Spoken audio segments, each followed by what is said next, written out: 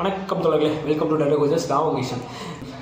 இப்போ தலைமை அடையிறது மேட்ரு இல்லை, தலைமை எதற்காக அடைகிறோம், என்ன நோக்கத்தோடு அடைகிறோம், அதை வச்சு என்ன பண்ணுறோம் அப்படின்றதான் விஷயம்.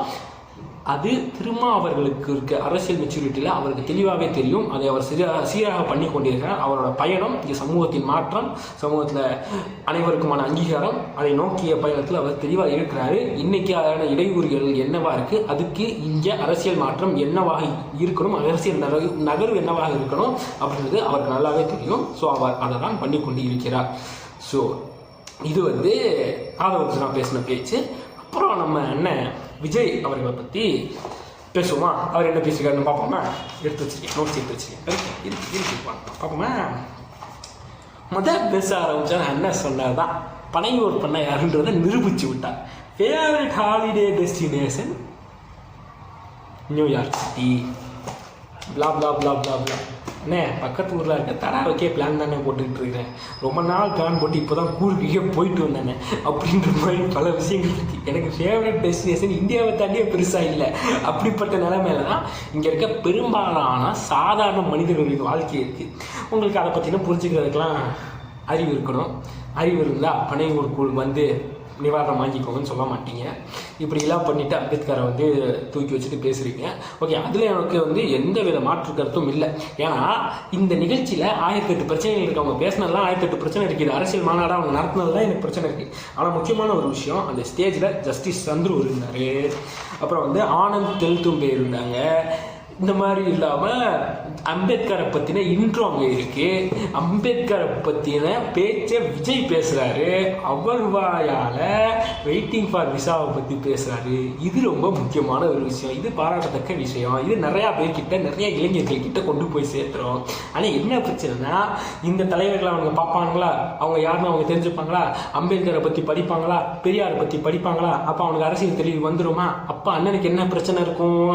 அண்ணன் அவர் கொள்கைப்படி நடந்துக்க வேண்டிய கட்டாயத்தில் இருப்பார். அப்போ அதை புரிஞ்சுக்கிட்டு அண்ணன் கொள்கைப்படி நடந்துக்கிட்டாருன்னா அண்ணனுக்கு நல்லது, அப்படி இல்லைன்னா மக்களுக்கு நல்லது. கொள்கைப்படி நடந்தால் அண்ணனுக்கும் நல்லது, மக்களுக்கும் நல்லது. அப்படி இல்லைன்னா மக்கள் புரிஞ்சுக்கிட்டு அவங்க எந்த பக்கம் ஸ்டாண்ட் எடுக்கிறோமோ எடுத்துக்கிட்டு அந்த பக்கம் போயிடுவாங்க. உதாரணத்துக்கு என் லைஃப்பில் அப்படி தான். நான் சீமானை பார்த்து தான் அரசியல் பேச ஆரம்பித்தேன். சீமானோட தம்பியாக தான் இருந்தேன். +1 படிக்கும்போது ரொம்ப தீவிரமான சீமான் தம்பி. அதுக்கப்புறம் நான் பெரியாரை படிக்க ஆரம்பித்தேன். சீமான் பெரியாரை இன்ட்ரடியூஸ் பண்ணி வச்சதே எனக்கு சீமான பேர் தான். அவரை வச்சு தான் நான் பெரியாரை படிக்க ஆரம்பித்தேன். அதுக்கப்புறம் சீமான் எடுக்கிற ரூட் எனக்கு தப்புன்னு புரியுது. அப்போ என்னோட அரசியல் தெளிவுற்ற பிறகு அந்த இடத்துல இருந்து விலகி, சீமான் ஆதரவு நிலையிலிருந்து விலகி, அடுத்து நான் எந்த பக்கம் போகணுன்ற முடிவு எடுத்து டிஎம்கே பக்கம் வரேன். அதுக்கப்புறம் தான் நான் திருமாவை ஃபாலோ பண்ணுறேன். இன்னைக்கு என்னோட அரசியல் ஆசானாக, என்னோட அரசியல் வழிகாட்டியாக திருமாவளவன் அவர்கள் இருக்கிறார். அந்த தெளிவு எனக்கு கிடச்சிரும். அதே தெளிவு நீ இன்ட்ரடியூஸ் பண்ணுறல உன்னோட அணில் குஞ்சுகளுக்கு, அவங்களுக்கும் வருங்காலத்தில் கிடைக்கும். அப்படின்றப்ப அன்னைக்கு நீங்கள் திருந்துறதுக்கான நேரம் வரும். அப்போ நீங்கள் திருந்தீங்கன்னா உங்களுக்கும் நாட்டுக்கும் நல்லது. நீங்கள் திருந்தாவிட்டாலும் நாட்டுக்கு நல்லது, மக்களுக்கு நல்லது. அதில் எந்த வித பிரச்சனையும் இல்லை. அதை நான் இங்கே அட்ரஸ் பண்ணிக்க வேண்டியது இருக்குது. இந்த ஒரு ஸ்டேஜ், ஒரு முக்கியமான ஸ்டேஜ். அம்பேத்கரை பற்றி விஜய் பேசுகிறது வரவேற்கத்தக்கது. அதில் எந்த வித மாற்று கருத்தும் எனக்கு இல்லை. ஆனால் அவர் பேசுகிற விஷயங்களில் தான் எனக்கு பிரச்சனை. ஓகேவா? அப்புறம் அவர் அம்பேத்கரோட புத்தகத்தை பற்றி பேசுகிறாரு. அப்புறம் வெயிட்டிங் ஃபார் விசாவை பற்றி பேசுகிறாரு. அதெல்லாம் ரொம்ப நல்ல விஷயம். ஆனால் அது அந்த புத்தகத்தை பற்றி எந்தளவுக்கு பேசியிருக்கார் அப்படின்றது தான் கேள்வி. பட் ஓகே, அதுக்கப்புறம் அவர் பேச வேண்டிய விஷயங்கள் பார்த்தீங்கன்னா, பிரச்சனை 1-2 அப்படின்னு பேச ஆரம்பிச்சார். ஒரு விஷயம் கரெக்ட். நம்ம நடக்கிற பிரச்சனைகள், நடக்கிற கொடுமைகளுக்கெல்லாம் நம்ம குரல் கொடுக்கணும். ஆனா நடக்கிற பிரச்சனைகள் 1-2, பெண் குழந்தைகளுக்கு எதிரா, பெண்களுக்கு எதிரா, ஏன் மனித உயிர்களுக்கு எதிரா, இதெல்லாம் நம்ம பார்க்கிறோம், படிக்கிறோம், மத்தவங்க கிட்ட இருந்து கேட்டு தெரிஞ்சுக்கிறோம். இதுக்கெல்லாம் ஒரு நிரந்தரமான ஒரு தீர்வு என்ன தெரியுமா? ரொம்ப சிம்பிள் தான். நம்ம தமிழ்நாட்டு மக்களுக்கு தேவையான அடிப்படை வசதிகளை பாதுகாப்புடன் முறையாக முழுமையாக அளிக்கும், மக்களை உண்மையாகவே நேசிக்கிற ஒரு நல்ல அரசு. எனக்கு புரியல அண்ணே. 1-2 பிரச்சனை, 1-2 பிரச்சனைகளான்னு கேட்டால் பல பிரச்சனைகள் இருக்குது. அது நானும் ஒத்துக்கிறேன். எல்லா பிரச்சனையை பற்றி பேசுவேன். நான் 1-2 பிரச்சனையை பற்றி பேசலாம்ல, தயவு செஞ்சு. அட்லீஸ்ட் அதையாச்சும் பண்ணலாங்க. ஏன் அதை பண்ண மாட்டேங்கிறீங்க? அதுதானே கேள்வி.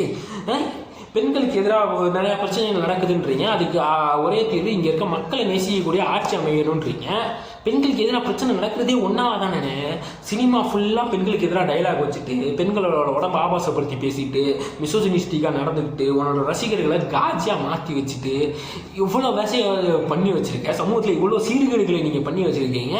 அப்புறம் பெண்களுக்கு எதிரான பிரச்சனைகள் தீர்வு காண்றதுக்கு நீங்கள் அரசியல் கட்சியில் தலைவராகட்டும்னு சொல்கிறீங்க. அது எப்படி நியாயமாகும்? எனக்கு கொஞ்சம் புரியலண்ணே, எனக்கு அதுதான் புரியல. அதுக்கப்புறம் சம்பிரதாயத்துக்கு ட்வீட் போடுறதுன்னு ஒன்று சொன்னீங்க.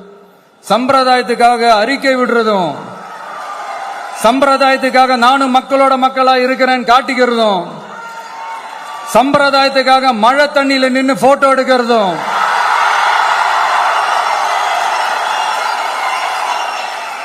எனக்கு அதுல கொஞ்சம் கண்ணாடி சார் அது என்ன உங்களை பற்றியே நீங்கள் பேசிக்கிட்டு இருக்கீங்க, எனக்கு புரியல.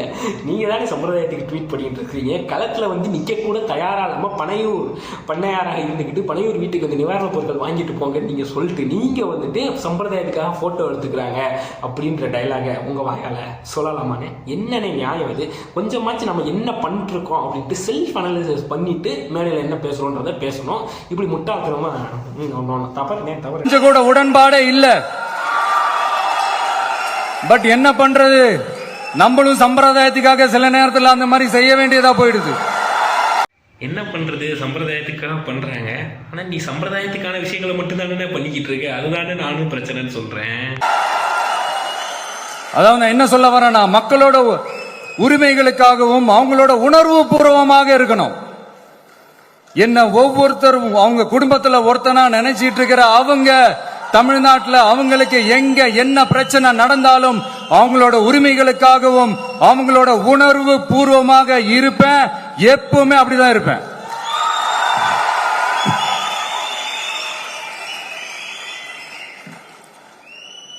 மக்கள் உணர்வுகளை மதிக்க தெரியாத, மக்களுக்கு அடிப்படை சமூக நீதியான பாதுகாப்பை கூட உறுதி செய்ய இயலாத, கூட்டணி கணக்குகளை மட்டுமே நம்பி இருமாப்புடன் 200 வெல்வோம்,